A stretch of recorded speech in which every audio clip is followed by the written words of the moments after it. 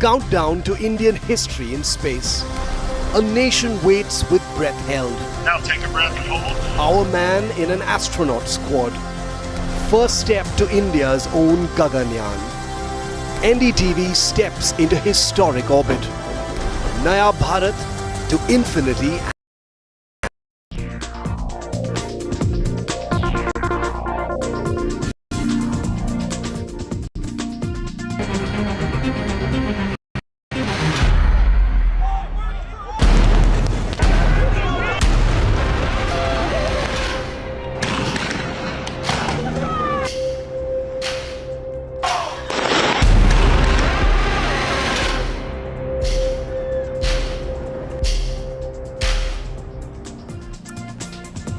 Difficult to imagine that these are images from the first world, one of the biggest cities in the United States, and that's where it's actually happening.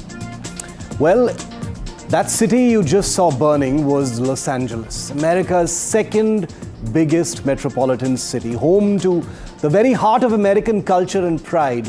And like you saw in those pictures, LA is burning. Not metaphorically, not as a punchline, literally burning. Now, there can be no gloating over such rioting and contempt for the law, but before the smoke even settles, here's a reminder that needs to be issued tonight. As you watch these apocalyptic images of a metropolis that houses even Hollywood, this is the same United States that lectures India every day about how to handle dissent, about religious freedom, about minorities, about protests, about democracy, about press freedom, about judicial independence, about how we manage Kashmir, and about how often we shut down the internet. Just look at these pictures. This is America's second largest city. The world's most powerful country reduced to calling in riot police because it couldn't manage what it loves, preaching to others about immigration and law enforcement. Immigrants rioting in LA after a law enforcement crackdown, violence in the streets, Palestinian flags, police brutality, fires, looting, panic. It hasn't even ended just yet. It's almost textbook chaos in the heart of Los Angeles, except this time the US Congress won't be putting out a report. There won't be any country of particular concern designation. No American think tank will be downgrading itself to partially free tonight. This is a country that put India on notice for handling protests around the CAA, for internet blackouts in Kashmir or Manipur, for raids in foreign-funded NGOs. But when faced with the consequences of its own policies at home, all it can offer is curfews, crackdown, and silence. The duplicity of the American state has never been louder. Let's also not forget, this is the same America under Trump that India expected to be the most resolute in the face of terror. After the brutal Pahalgam attack, India launched its most audacious military strike since Balakot. And what did we get from the world's most powerful democracy? Apparently our close strategic partner, posturing, platitudes, no hard, unequivocal pushback against Pakistan, no solidarity in public, not even a whisper when drones rained down on Pakistani terror camps and air bases. So yes, the Los Angeles riots unfolding as they are more than just America's problem. They are a metaphor, a warning, a symbol of a global superpower that no longer has a grip on its own streets in its biggest cities, let alone the moral standing to tell the rest of the world and us how to run our countries. A nation whose second largest city can be held hostage by rage and fire cannot patronize the world's largest democracy, namely us.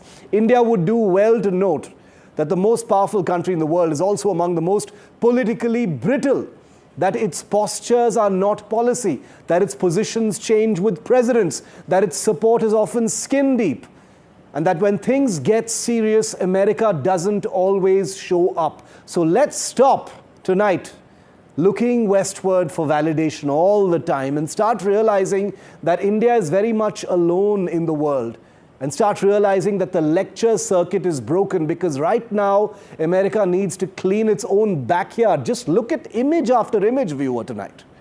And we're done being the front row students in this moral and morality classroom. Well, India also needs to be alert, remember, to an unreliable America, because those images in Los Angeles are representative of an instability that has come to define what Trump 2.0 in America actually represents. Number one, remember how Trump falsely credited himself for the India-Pak ceasefire? How did that go down? How can we trust an American president that seems to lie about taking credit for that? Trump's fake news on the 1,000-year Kashmir issue. Has anyone really fact-checked him on the 1,000-year Kashmir issue? What's he talking about? How do you take him seriously? Trump's actions have hurt Make in India when it comes to iPhone manufacture. Of course, he's a business-minded president and he wants to drive a hard bargain with India on trade. But can we trust someone who makes such statements while also high-fiving our Prime Minister? Trump's friendly gestures with the Chinese president over the phone recently have made headlines. What is that all about? The Ukraine attacks, the historic deep strikes that Ukraine conducted in Russia in defiance of Trump's peace writ, show that maybe Trump isn't really in control of what's happening in the world. And his recent whimsical meltdown with Elon Musk is not just a billionaire brawl in the United States. It has sent shockwaves across the world, telling every world leader that here is a leader you simply cannot take for granted and simply cannot predict. And these images coming out from America's second largest city in many ways have become representative of America's handling of the situation, the manner in which America lectures the world, other countries, most certainly us here in India, about protests and democracy and freedom and things like that. But let's focus first on those images themselves and what they actually say about Trump's America. The first big flashpoint for Trump 2.0 on the president's watch. Joining us live are two of the most respected Indian strategic affairs commentators and America watchers, Dr. Brahma Chelani and Sushant Sareen. Welcome, gentlemen. Thank you very much for being with me. Dr. Chelani, quickly to you first, your opening comments on these almost apocalyptic battlefield, urban chaos type images coming in from Los Angeles, 3 days and counting. The National Guard has been called out for the first time, apparently since 1965 for something like this. The US Marines are on standby. How are you seeing this? How are you reading this, sir? The militarized response to what were peaceful protests has only intensified unrest, with protesters clashing with federal agents, setting vehicles on fire and blocking roads. The question is, why did Trump respond in this manner? Because the protests in Los Angeles reflect broader frustrations with Trump's immigration crackdown, his policies, particularly his aggressive deportation strategy and raids on workplaces. So by responding in this high-handed manner through a militarized response, he has escalated the situation. And as the California governor said, that the federal response amounts to creating chaos and violence. These protests were initially peaceful. Yeah. They were not violent. So it was this militarized response that turned these protests into violent confrontations with police. And there are larger implications, the impact on civil liberties. For example, some fear that this sets a precedent for suppressing political dissent, even peaceful protests, under the guise of maintaining law and order. And then there is a larger political fallout, because this has further divided the U.S. political class, with the Democratic leaders, including the California governor and former Vice President Kamala Harris, condemning the move as authoritarian, while Republican leaders have largely defended Trump's action. So I think this increasing divisiveness politically is also bad news for the U.S. Okay, I'm going to come to the political divide and, the implications for the rest of the world and their relationship, with the Trump administration. But Sushant Sareen, your comments on this militarized response to what at least began as a series of peaceful protests. Yeah, but look, Shiv, here is the thing. One is the specific instance of what is happening in the US, but the other is the larger question of how Western democracies actually deal with protests. They're very quick to sermonize, hector, Yeah.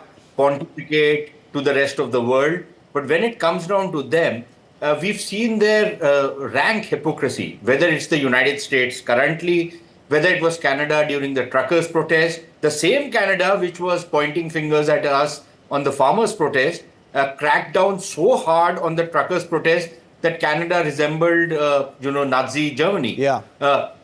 Britain resembles Nazi Germany in terms of how they crack down on freedom of speech. Anything which the state does not approve or considers to be hate speech, whether it is or not, is besides the point. They crack down like a ton of bricks.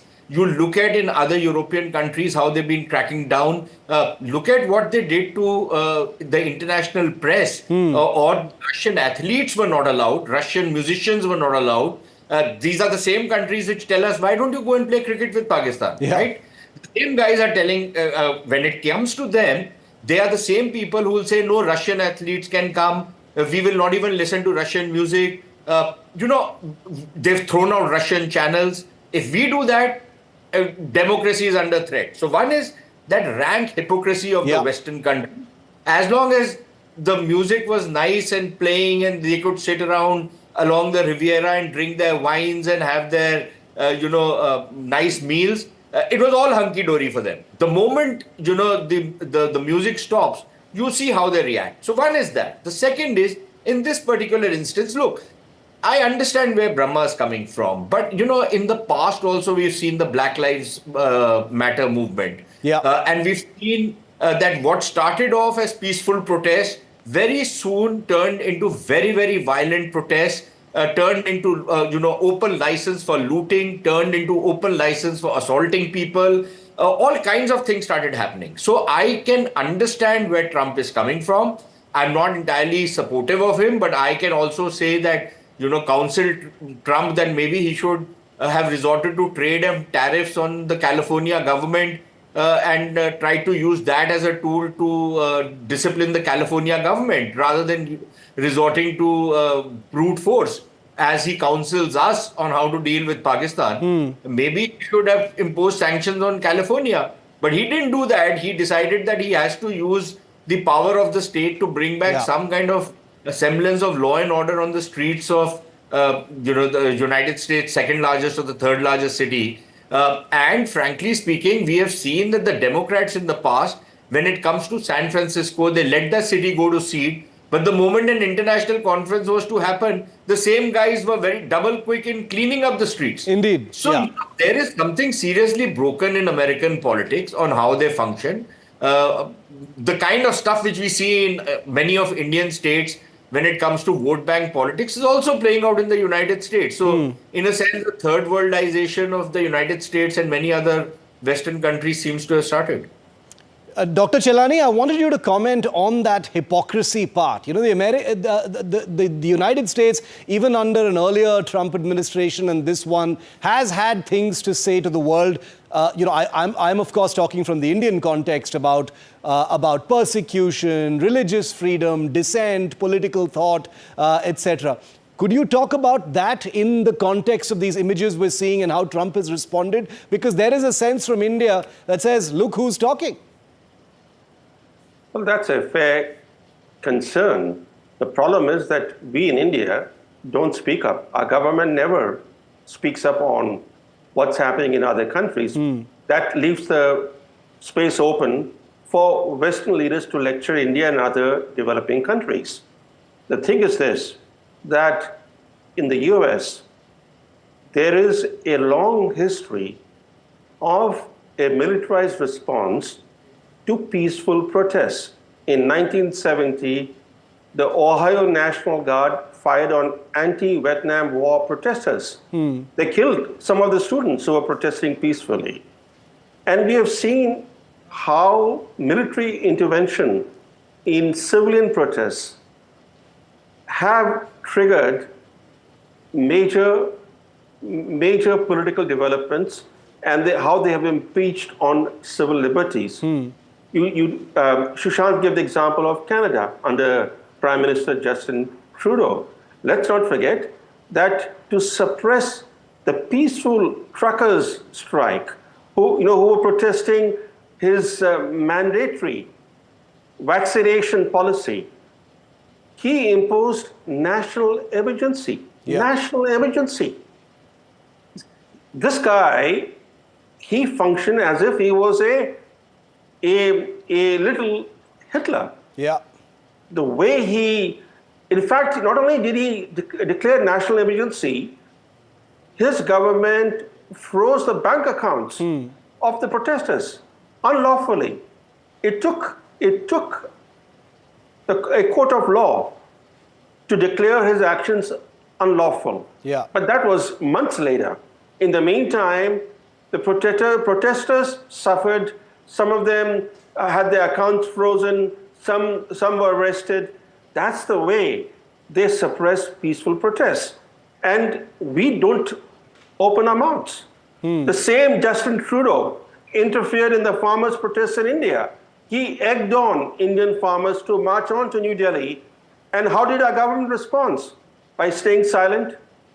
And staying silent even when he turned into little Hitler. That's the reason why they lecture us and we suffer. But the issue, what's happening in California, is a bit broader. It's about the fact that a president has gone over the head of the California governor.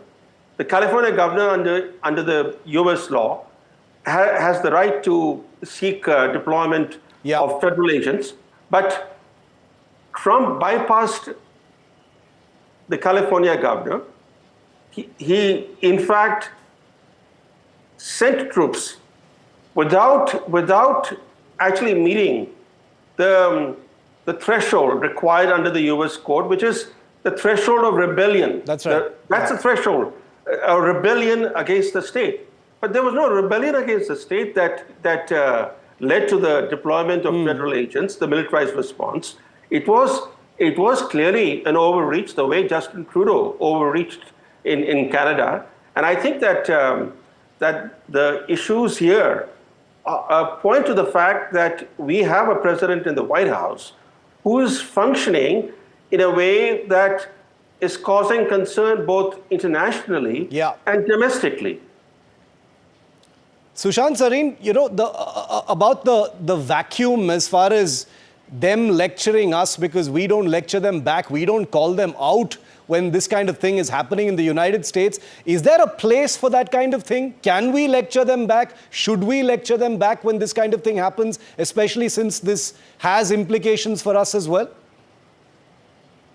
Look, I think we can push back when it involves us. In Trudeau's case, for example, there was a local constituency in Canada which also was, active inside India. So he could use that and then berate us or counsel us or whatever word you want to use. Yeah.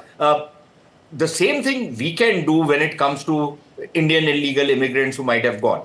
But look, purely on a purist side, I find it very strange that illegal immigrants feel entitled in a country, whether it's the United States, and I don't disagree with Brahma's point of the militarized response or how Trump might be, playing some kind of hooky with the constitutional system in the United States. I'm not getting into that. But I just find it extremely galling to see illegal immigrants in a particular country considering it their entitlement that they can come out, openly protest, they can do whatever the hell they want to do because that is a right given to them. Now, if something similar was to happen in India, whether it's the Rohingyas or the Bangladeshis who have come in and who are, being deported in bits and pieces, if supposing we were to do something like this and these kind of protests were to break out in India, I don't think I would have any hesitation in saying that the government of India needs to have a militarized response, especially if the state government is allowing the streets of, say, just for the sake of argument, Calcutta, for example, to start burning. You cannot allow the streets of one of India's most important cities to burn because illegal immigrants feel that they have an entitlement on India and that they cannot be deported. I don't see how we can permit something like that. And I Okay. don't think even the courts have any right to intervene unless, of course, it's an egregious violation of, or an egregious overreaction on the part of the government. But other than that, even if it was police firing, I don't see what is the problem, because it is one thing how you treat your own citizens, and quite another thing that illegal immigrants feel that they can, set fire to cars, to streets, they can Sure. attack the cop, they can do whatever the hell they want. But shift one point on this.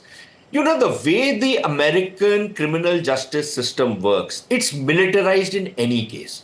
Even the way it's true. local cops operate, you'll often see a very overbearing kind of an attitude. You will see them use force. That is the first thing Yeah. that they will try and do. And I think that is part of an American system, American culture, which I don't think we understand enough of, or at least appreciate enough of. But this is part and parcel of what they do. And the Americans are rather simple-minded. I don't know if it's something to do with the education system. Anything out of the ordinary, they can't handle. Whether it's the cops, whether it's airlines, whether it's a shop you go to, if something is out of the ordinary, they can't process it. Yeah. They can't handle it. But their first reaction is to become very aggressive about it. And I think that is a structural problem, if Okay. you will, in the United States. Okay, And I just have a couple of minutes left, so I'm going to request the both of you to keep it brief on how India should be looking at these images in LA. Dr. Chelani, to you first, and what the relationship ahead looks like. The reason is not directly about what's happening in LA, but it's been a difficult month. You've got Trump, who's tried to take credit for the India-Pakistan ceasefire. There have been other noises from the Trump administration that have been uncomfortable as far as the relationship is concerned. How do you see it from that perspective? I think the larger issue for India is this, that the Trump administration was considered to be India-friendly. But Operation Sindoor has shown the Trump administration in true colors. They came to Pakistan's rescue. They effectively bailed out Pakistan. They have shown to India that India is waging a lonely fight against cross-border terrorism. That's the reality that we face today. India has very few real friends in the world. Yeah. This is the wake-up call from Operation Sindoor. As far as the violence in LA is concerned, when you compare it with riots in India, most police in India are not even armed. The police in the US, as Sushant rightly pointed out, they are a militarized force, and they respond with brute force against even traffic violators. But let's not assume that those who are protesting in LA were illegal immigrants. The raids on workplaces created a backlash, Right. and that led to protests. We do not know what's the number of illegal immigrants who are involved in violence. Okay. But certainly the protests were in response to raids on workplaces because many people thought that was overreach by authorities. Okay, so India has never seen the United States as a weatherproof friend. And I think the events of the last month and a half have shown that this is probably even less so and depleting. The road ahead as far as the India-US relationship remains open. We'll have to see where it goes. But these images coming in from Los Angeles provide and throw a very, very different glow on what could potentially lie ahead for the United States relationship with the world. Thank you very much, Sushant Sareen, Dr. Brahma Chelani, for being with me here on India Matters.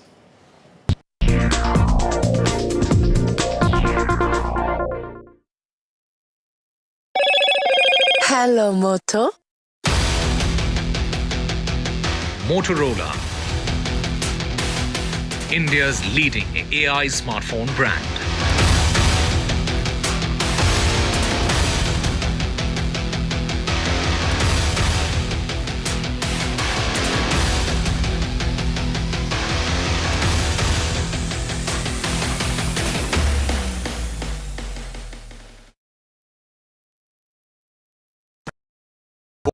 Gold plus optimistic reflective glass लगाओ, धूप की गर्मी को दूर भगाओ और बिजली का बिल भी बचाओ।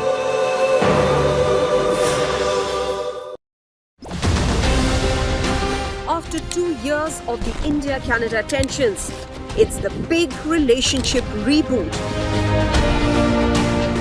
Indian Prime Minister heads to the G7 summit. Indispensable India on the global stage. Modi's multilateral momentum. NDTV live from the G7 summit in Canada.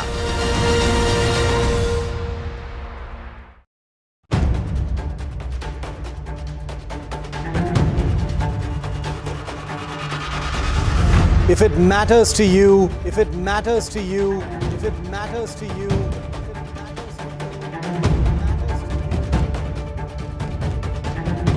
it matters to India. It matters to India. It matters to India. And it matters to me. And it matters to me.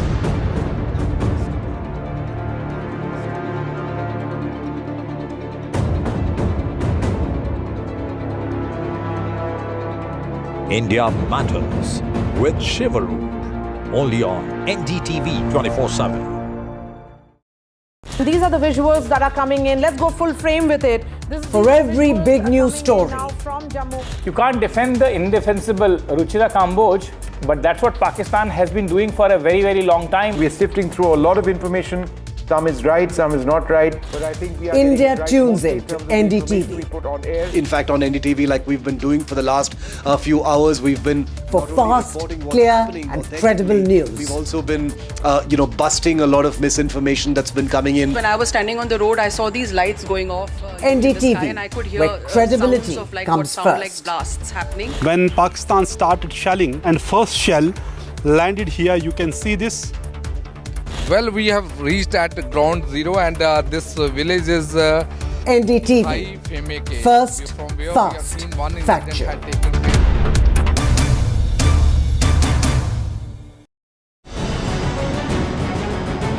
Why was there a hurry? Was it the government that was in a hurry? I don't want to blame anyone. Joining us today here in the NDTV newsroom.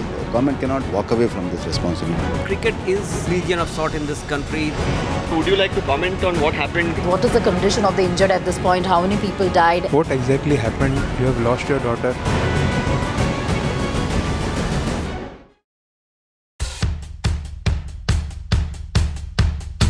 The markets move fast. And so should your portfolio. Expert insights, real-time stock picks. Do I buy Ola? Should I hold CDSL for the long term? Buy, sell or hold. The answers you need, straight from the experts. Callers from India and across the world. Connect live, ask, decide and invest wisely. Your portfolio, your future. Ask Prof.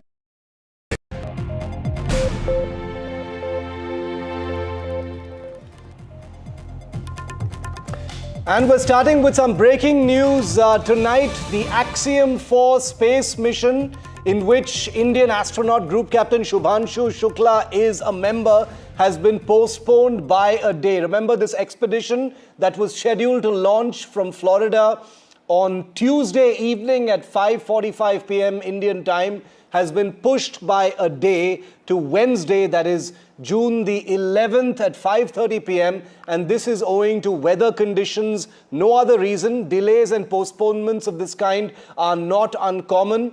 They happen from time to time. A review was conducted earlier today. Cape Canaveral in Florida is the launch site for the Axiom 4 mission that will carry 4 astronauts, including India's second in history group captain Shubhanshu Shukla, the second from the left, the person you see in those pictures there during training to the International Space Station. That wait has now been prolonged by another 24 hours. Weather conditions have hampered the scheduled flight. The Axiom 4 rocket, the expedition takes place on Wednesday now at 5:30 p.m.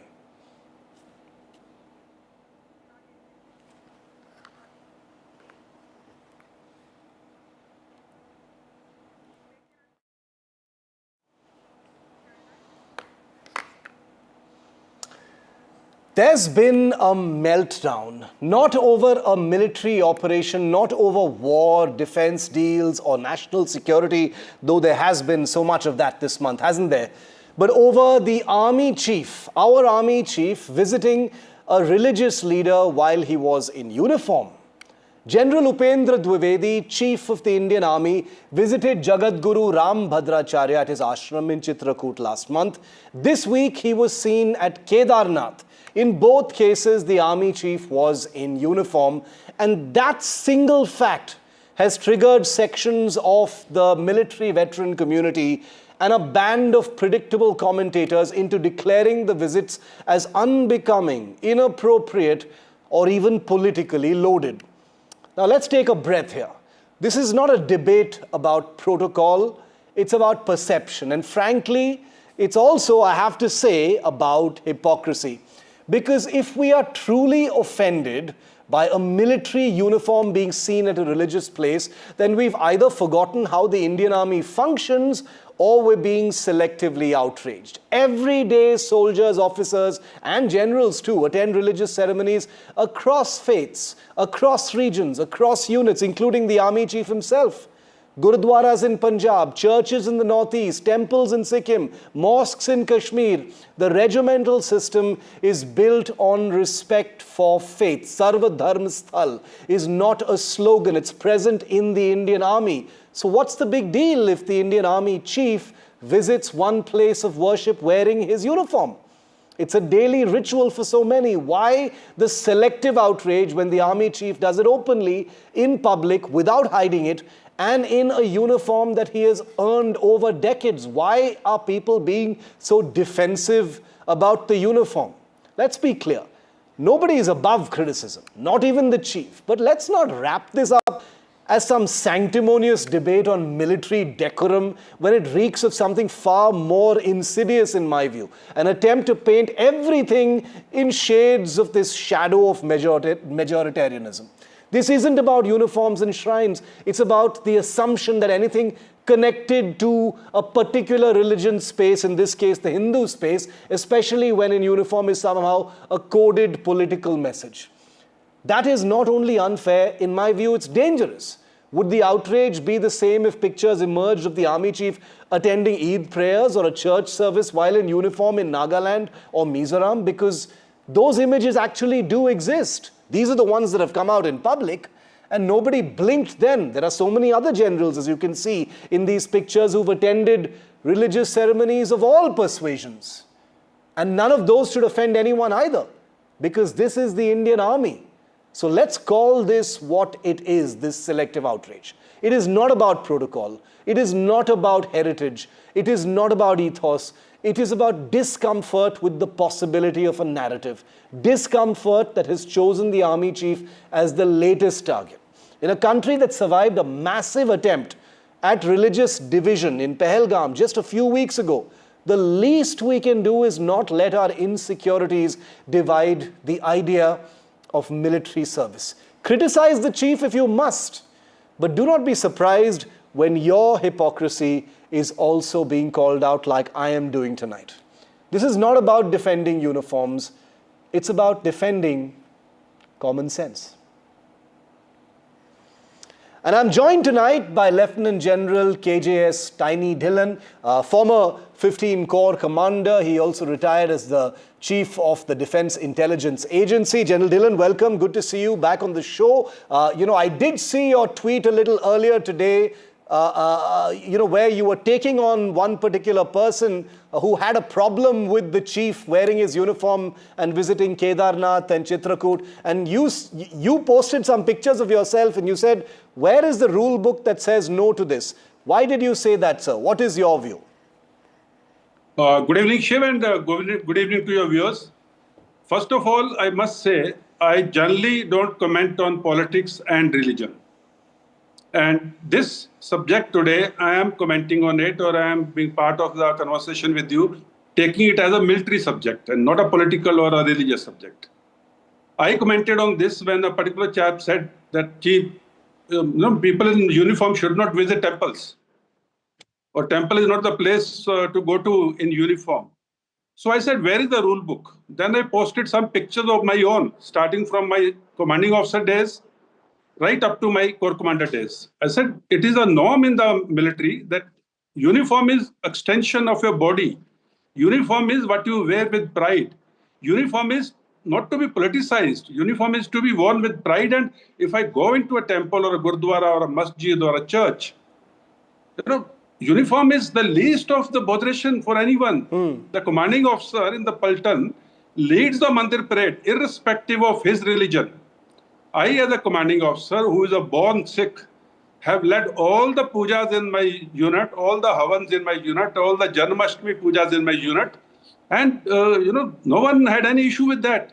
A Hindu or a Muslim or a Christian in a Sikh regiment will lead the Gurdwara parade. And it's a parade. When it's a parade, you are supposed to be in uniform. Yeah. There are war cries of the better regiments.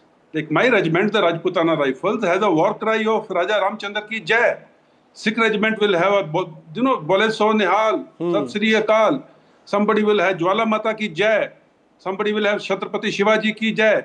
So, religion is very much part of the military when it comes to war fighting. Every post I say, which may have only 10 people on the holding that post, will have a mandir depending on the religion of the troops, or a Gurdwara Sahib, or a small little church, if whatever is the faith of the Jawans. So I don't know why this debate, and that too from a person, actually I don't know him, but who has got nothing to do with the military. Someone has commented that he's a army veteran's son. Then he should know it well. As a kid, he would have gone to the mandir or a gurdwara or a masjid in the unit along with his dad.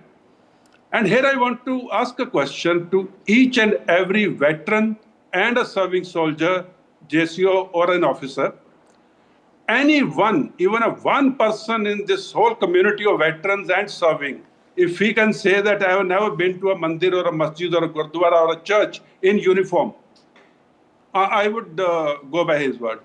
We don't even realize that we are in uniform because uniform is part of my body. Yeah. There's no way and I have a statement to make here. If you have an agenda, political or otherwise, please go and play it somewhere else. Please don't involve the defense forces. Leave us alone. That's my humble request to anyone who is trying to peddle an agenda based on politics or his biases or whatever reasons. General David, leave the defense forces out. I agree with you on the, I don't think anybody should be defensive about the uniform. The uniform is a part of you. If you want to go somewhere, whether it is a church or a masjid or a temple or a gurdwara or anything, why not wear your uniform and go? And I'm sure the Indian Army Chief has been to all places of worship of all different faiths as the Army Chief. This picture has come out, it's gone viral, and we know for what reasons it may have gone viral in this manner. But some critics would say, General Dillon, and I want your view on that, they will say that, religious ceremonies within the unit are one thing, and such visits are something else, and they are quite different. What would you say to such people? In Indian culture or in our religious beliefs, we say, Kan Kan mein Bhagwan hai. That means each and every piece of mud on this earth has the Creator's presence. Then how do you differentiate between a place of worship on a post with 10 men or a place of worship outside the military? Bhagwan to Bhagwan hai na, he is omnipresent. I can't have two rules to, worship my God. I have to be very balanced when I worship my God. The religion of my troops is my religion when I'm with the troops. Like Army Chief has troops who belong to all the faiths. And for him, every faith prevalent in India or in the Indian Army is his religion. So I don't know why people comment like this. Either they lack the basic knowledge of the military way of life, or they just have a very deep bias and agenda. And also, because I can say again, not a single veteran or serving person can say he has never been to a mandir or a masjid or a gurdwara in uniform ever in his life. We all have been. Our children, our wives, our relatives, whosoever are close ones, have also gone with us. by the way, in my unit, which I commanded, the promotion used to happen in the mandir. मंदिर में पंडित जी थाली लेके आते थे, पुराने ranks उतार के नए रैंक्स थाली में से लेके उसके ऊपर तिलक लगा के और पंडित जी मंत्र पढ़ते थे और अफसर की प्रमोशन की जाती थी. So that is a ritual in my unit. And how can someone say that I don't go to your place of worship in uniform? And also General Dillon, many people get the meaning of secularism wrong, I feel, especially in the context of the military. It is not about being non-religious. It is about being equal with all religions. And our army is so beautifully syncretic. There are people from all faiths, all religions in our army. The Sarv Dharm Sthal in units is representative of the fact that there is no one apex religion. We are all equal. And within the army, it becomes a symbol of that. Which is why when people attack the army chief, I am wondering, could someone have even risen to the rank of a general and become an army chief without participating in every religious function? Is it not possible? Absolutely, Shiv. Absolutely. Now, giving my own example, Sarv Dharm Sthal you spoke about, Mandir, Masjid, Gurdwara in a common place where the formation headquarters and all, where troops from all religions are there, is a very done thing in the army. My first book, I did not have a 5-star party or anything. I just went to the War Memorial, laid a wreath for the brave hearts because it was the Pulwama day, and I released my first book. My second book, which had just come out 10 days ago, I had gone to Sarv Dharm Sthal in a unit area. I take up matha at every place, Mandir, Masjid, Gurdwara, church, and I released my book. Now that is the value system we have for the religions. I didn't go to only Gurdwara Sahib, okay, I'll release my book and pray to the God, let the book be a hit. I went to a Sarv Dharm Sthal because that is in my DNA. That is how I have been living my life for the last 45 years. And every soldier lives that way of life. He treats all religions equal. He has equal respect for all the religions. And by the way, before going into battle, the companies, the battalions, they go into the Mandir, Masjid or Gurdwara, offer the last prayers before going into the battle. And the war cries I have already spoken about. Each and every empty is where the vehicles are there. They are very prone to accidents, so there is a little bit of apprehension always. Every empty gate has a mandir. Correct. Depending on the religious troops. So every time a driver takes the vehicle out of the empty, he will take a chota sa matha at the mandir at the gate of the empty. So that the God be with me when I am driving this vehicle and there are troops sitting in my vehicle for their safety. So these are small little honor codes we have. We never discuss religion in the army. We never discuss politics, but this I am taking as a military issue and trying to inform the people, your viewers, who may otherwise may not be aware of the way of life of the military. And I'm glad you said it, General, because like General Dwivedi, you've also served in the Kashmir Valley, where there are many different things that one needs to attend to. You've all been to masjids, you've all been to mosques, you've all been to religious functions there as well. When you've served in the Northeast, you've been to churches. That is what the army is all about. And as a final thought to close the discussion, let me just say by perceiving something like this as improper, all the critics should also know that maybe they are also casting aspersions on the integrity of the army. The army will never be offended looking at their chief attending a religious function in his uniform, because the uniform is a part of him. It cannot be separated from him. That's what the army is all about. General Dillon, always a pleasure. Absolutely. I just want to, I want to reiterate a point. If you have an agenda, if you want to do politics, please, for heaven's sake, go somewhere else and do it. Leave the defense forces alone. We are very good in ourselves. We don't need your comments. We don't need your biases. We don't need your politics. Leave us alone the way we are. We are the best. General Dillon, thank you. Please go and do your politics somewhere else. Thank you very much, General Dillon. Thank you very much for helping us understand this story, because we know it is a sensitive issue. There can be polarizing views as well, and we reflect all of them here on NDTV, but always good to get an officer, soldier's view on something like this. Thank you very much. Thank you, and Jai Hind. And now staying with the army, he's the man who literally himself picked up the phone exactly a month ago, receiving Pakistan's desperate plea for a ceasefire after Operation Sindoor. I know you remember him, so he's the man who spoke with the full weight of the resurgent Indian state, is something you also know. And now he has been elevated as Deputy Chief of the Army Staff, a role that makes official what many had already sensed, that Lieutenant General Rajiv Ghai, India's Director General of Military Operations, was one of the central architects of India's unprecedented military response under Operation Sindoor.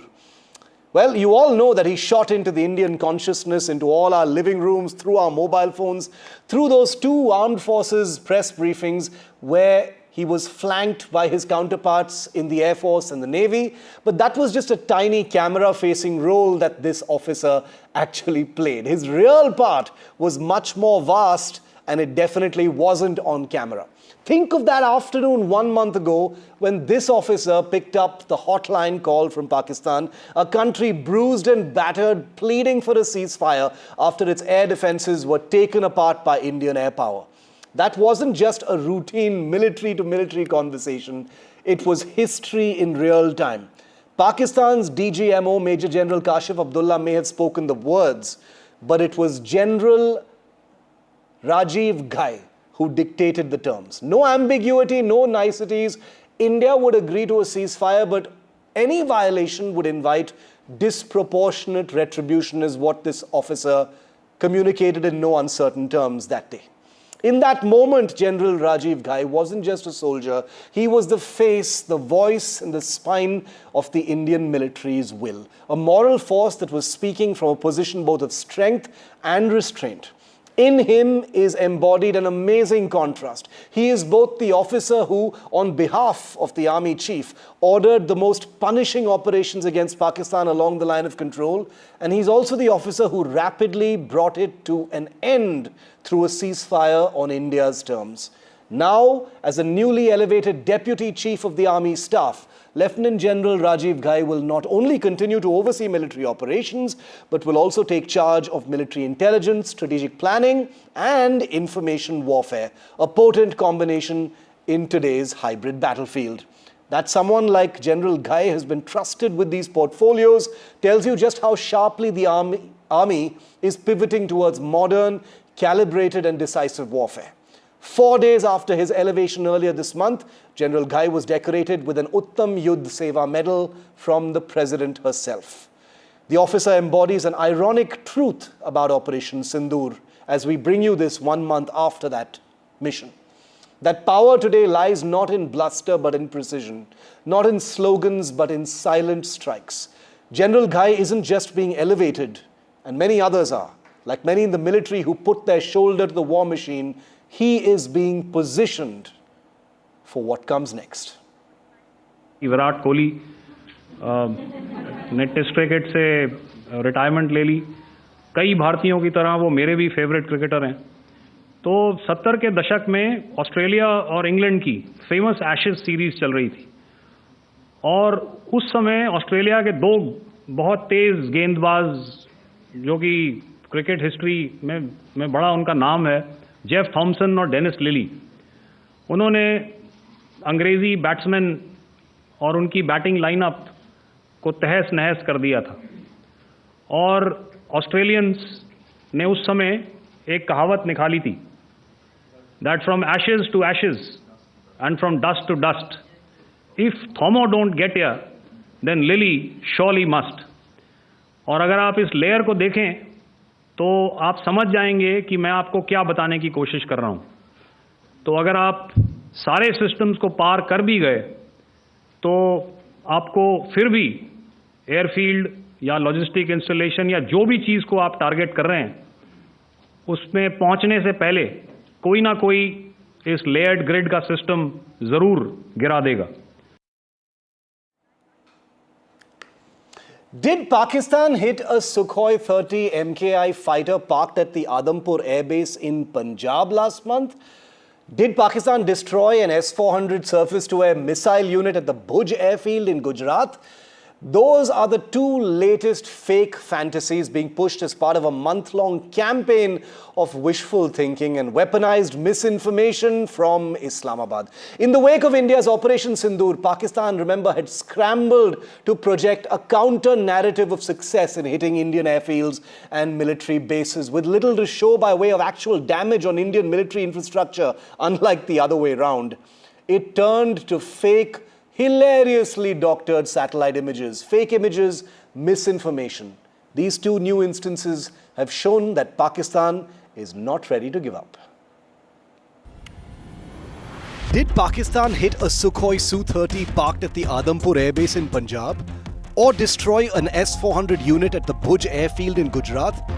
Those are the two latest fantasies being pushed as part of a month-long campaign of wishful thinking and weaponized misinformation from Islamabad. In the wake of India's Operation Sindoor, Pakistan has scrambled to project a counter-narrative of success in hitting Indian airfields and installations. Let's start with them one by one. In the latest claim, Pakistan says it had struck and damaged a Sukhoi 30 MKI at India's Adampur airbase. The satellite image used to support the claim shows a jet near what appears to be a burn mark. But upon review, the image turns out to be from a time before the conflict and actually depicted a MiG-29 undergoing routine maintenance. The supposed damage is nothing more than soot buildup from repeated engine testing. Another image was circulated claiming destruction of an Indian S-400 radar system at the Bhuj airbase. The image showed dark patches on a military base apron. But on analysis, these were revealed to be oil stains or fuel spillage from a vehicle maintenance yard. The image was captured well before any hostilities and had no relation to a strike. Going back in time even further, Pakistan had claimed it had damaged Srinagar airport in its attack. This image had done the rounds showing damage at the Srinagar airport. The image again completely manipulated, capturing, in fact, a ray of light. The next one is the best, or maybe the worst of Pakistan's lies. Pakistan circulated this picture of the Nalia Air Base in India, dated the 12th of May 2025, highlighting darkening of soil around the runway as damage. Upon verification of the image, it was found that the shadow of a cloud overhead is the reason behind this apparent discoloration on the ground. And then this hazy image showing the civilian apron at Srinagar airport used to suggest bomb damage. Multiple clear satellite images taken across different days show no change to the site. The image being pushed was either altered or misread, with no visible damage found on the ground. Multiple images purported to be real damage in India, busted by imagery analysts, this time Damien Simon. Clearly, Pakistan doesn't give up. The neighbor that attempts to fool the world only ends up making a fool of itself again and again. And we can compare satellite images and we can compare the military, but how about also comparing something like poverty alleviation? Well, not just with rhetoric, but with data from the World Bank. As India continues to surge ahead, its notorious neighbor has slipped into a much deeper crisis. We are not the same. This time over the poverty paradox between the two countries. While India has seen a steep decline in its poverty rate in the last decade, says the World Bank, on the other hand, Pakistan's poverty rate remains virtually unchanged from last year, considering the nation that prioritizes funding terror over feeding its own people. Once again, this isn't India saying it, it's the World Bank. A tale of two nations, one surging ahead, the other slipping deeper into crisis. This is the poverty paradox of South Asia.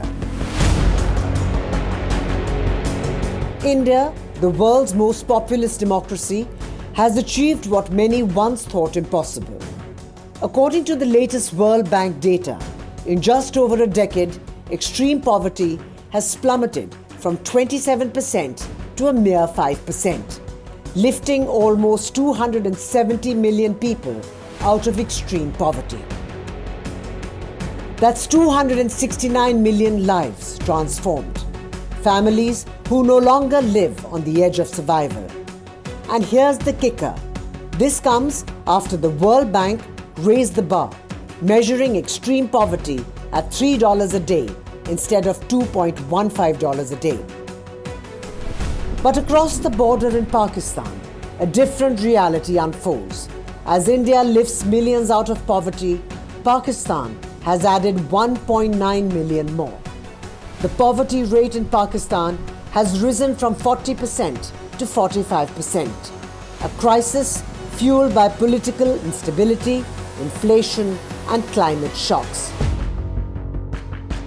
Keeping the lives of almost half of the country on the back burner, Islamabad continues to ramp up defense expenditure and provide safe haven to terrorists.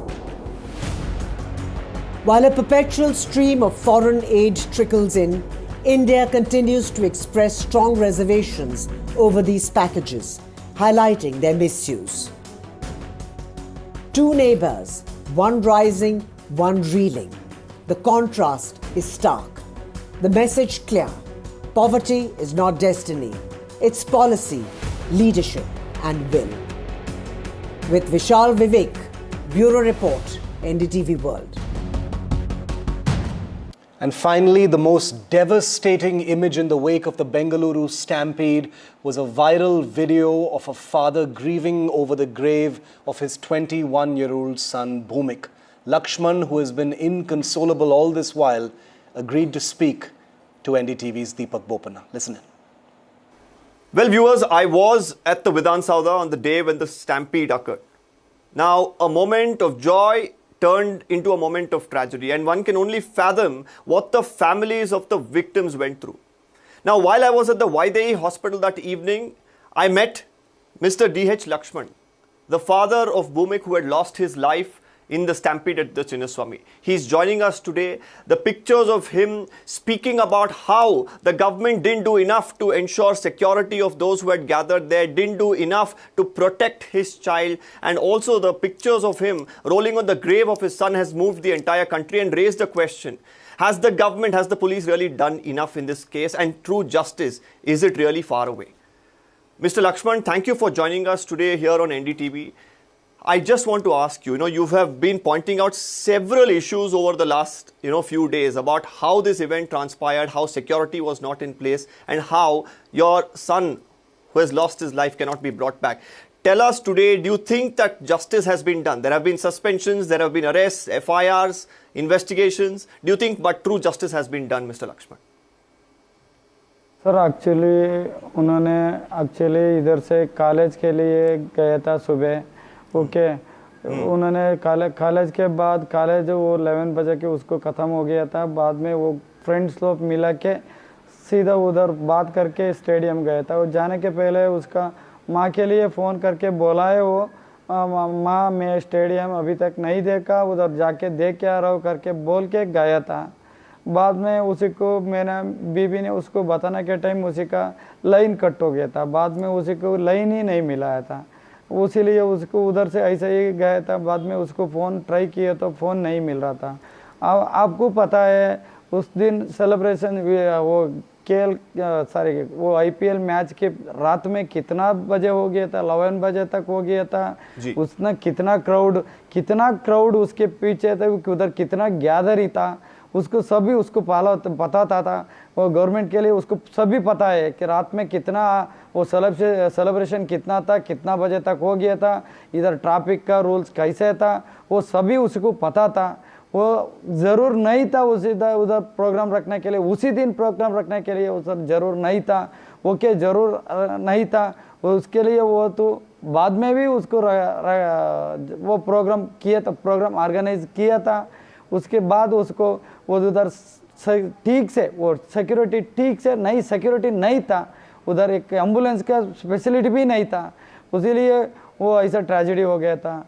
मैं उसी को कैसे बता सकता, मैं लड़का ऐसा लोग लड़का नहीं है. वो बहुत उसी का उसके बारे में नहीं बता सकता मैंने उसके बारे में.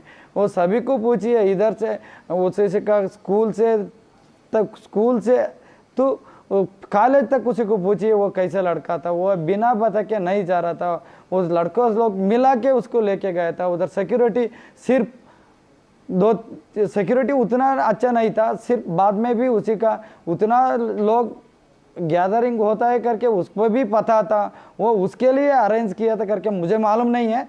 वो मैं अभी सोच रहा हूँ, अभी देख रहा हूँ, अभी देखने के बाद मुझे पता चल गया वो सब लोग के लिए, वो पब्लिक के लिए नहीं है, सिर्फ उसका फैमिली है और उसी का वो उसके लिए वो प्रोग्राम अरेंज किया करके मैं सोच रहा हूँ साहब जी।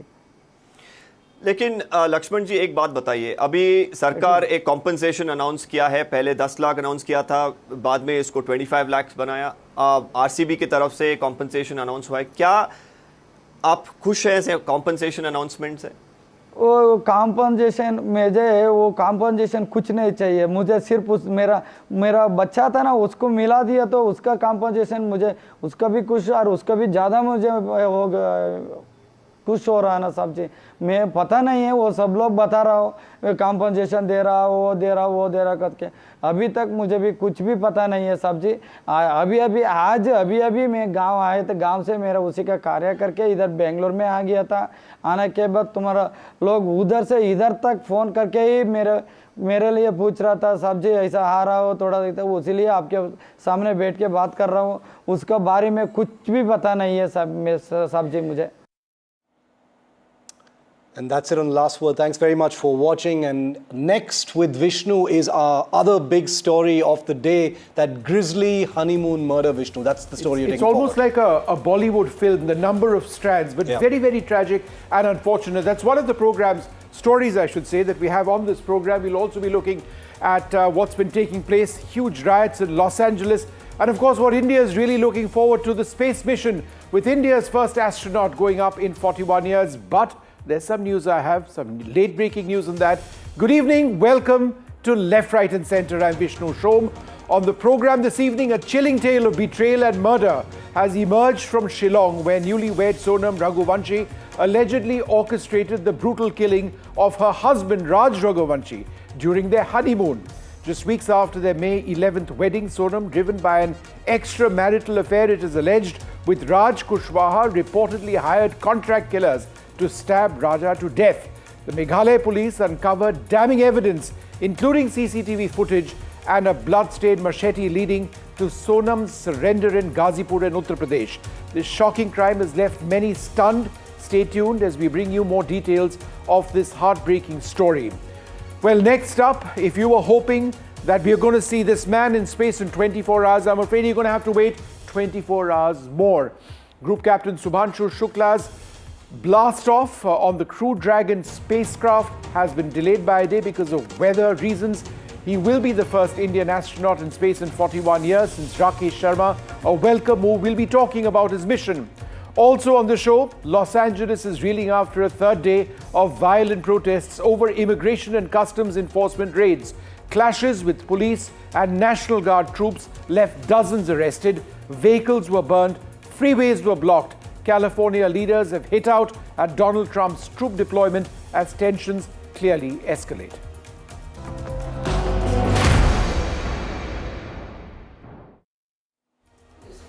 But first, our top story, a chilling tale of betrayal and murder has emerged from Shillong, where newlywed Sonam Raghuvanshi allegedly orchestrated the brutal killing of her husband.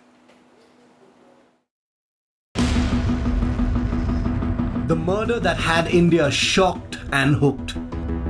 A newly married couple on their honeymoon in Meghalaya reported missing. Then the bloodied body of the husband shows up and all hell breaks loose. The sensational murder plot now unravels.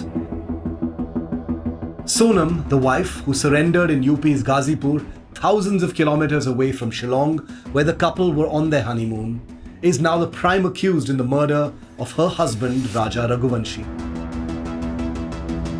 Sonam allegedly had an affair with Raj Kushwaha, who worked at her father's factory in Indore in MP. Kushwaha is now believed to be the mastermind behind the murder. According to the police, Kushwaha hired contract killers Anand, Akash and Vicky, all around 20 years of age, to kill Raja. Autopsy report indicates that there was two gashes on the head, and these by sharp weapons and all that, and that led to the death. There's no doubt that Sonam is that she's not involved. She is very much involved out there. Details that have emerged are shocking, to say the least. Sonam and Raja had an arranged wedding, And Raja's family say that all was well and nothing appeared suspicious at first. कभी लगा नहीं हमारे हम लोगों को, तो सोनम और राजा किसी में ऐसा कुछ लग रहा है कि सोनम और राजा को दुखी है, क्योंकि इस प्रकार से हमको ऐसे कुछ संदेह लगा नहीं, क्योंकि 11 तारीख को शादी हुई थी और 13 तारीख के दिन जेठ का महीना लग गया था। तो सोनम जो है, सोनम के सामने हम लोग कभी गए नहीं उस टाइम पे, तो हमको ऐसा लगा भी नहीं उस टाइम पे, और ना राजा के मुझसे सुनने को मिला हमारे को, तो भैया मैं दुखी हो गया हूँ शादी करके, इस टाइप की बातें निकली नहीं मन से अभी इस बात। Sonam allegedly planned the trip to Shillong. She wore all her wedding gold and also got Raja to wear gold worth 10 lakh rupees. Sonam wanted to make the killing appear like an accident or a robbery. Her call records and CCTV footage from their hotel helped the police crack the case. After the crime, Sonam lost contact with the killers and ran away. It still isn't clear how she reached Ghazipur in UP, from where she called her family, who asked her to surrender.